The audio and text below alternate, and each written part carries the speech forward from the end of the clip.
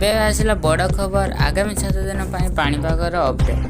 ଆଗାମୀ 7 ଦିନ ପାଇଁ ପାଣିପାଗ ସ୍ଥିତି ପୂର୍ବାନୁମାନ କରି ପ୍ରେସ୍ ରିଲିଜ୍ ଜାରି କରିଛନ୍ତି ଆଞ୍ଚଳିକ ପାଣିପାଗ ବିଭାଗ କେନ୍ଦ୍ର।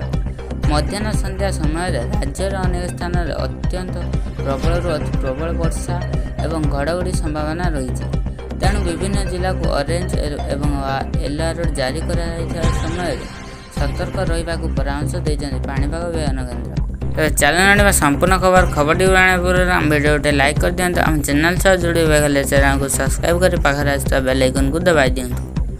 ସେପ୍ଟେମ୍ବର 22 ମାନେ ଆଜି ମୟୂରଭଞ୍ଜ, କେନ୍ଦୁଝର, ଢେଙ୍କାନାଳ, ଅନୁଗୁଳ, କଟକ, ପୁରୀ, ଖୋର୍ଦ୍ଧା, ଗଞ୍ଜାମ, ବାଲେଶ୍ୱର, ଭଦ୍ରକ, ଯାଜପୁର, କେନ୍ଦ୍ରାପଡ଼ା, ଜଗତସିଂହପୁର, ନୟାଗଡ଼, ଗଜପତି, ସୁନ୍ଦରଗଡ଼, ଝାରସୁଗୁଡ଼ା, ବରଗଡ଼, ସମ୍ବଲପୁର, ଦେବଗଡ଼, ଅନୁଗୁଳ, ସେନାପୁର, ବୌଦ୍ଧ, ନୂଆପଡ଼ା, ବଲାଙ୍ଗୀର, କଳାହାଣ୍ଡି, କନ୍ଧମାଳ, ନବରଙ୍ଗପୁର, ରାୟଗଡ଼ା, କୋରାପୁଟ ଓ ମାଲକାନଗିରି ଭଳି ଜିଲ୍ଲାକୁ ୟେଲୋ ଆଲର୍ଟ ଜାରି କରାଯାଇଛି।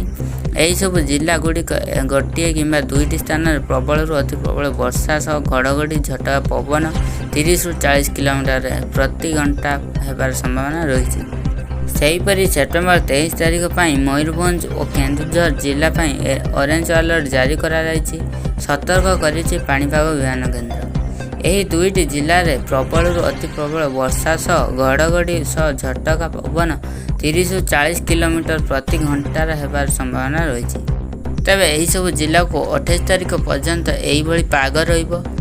ସେହିଭଳି ସେପ୍ଟେମ୍ବର 29ରୁ ଅକ୍ଟୋବର 1 ତାରିଖ ପର୍ଯ୍ୟନ୍ତ ପାଗରେ ବଡ଼ ଧାରଣା ପରିବର୍ତ୍ତନ ନ ହୋଇପାରେ ବୋଲି ଆକଳନ କରିଛି ଆଞ୍ଚଳିକ ପାଣିପାଗ ବିଭାଗ କେନ୍ଦ୍ର।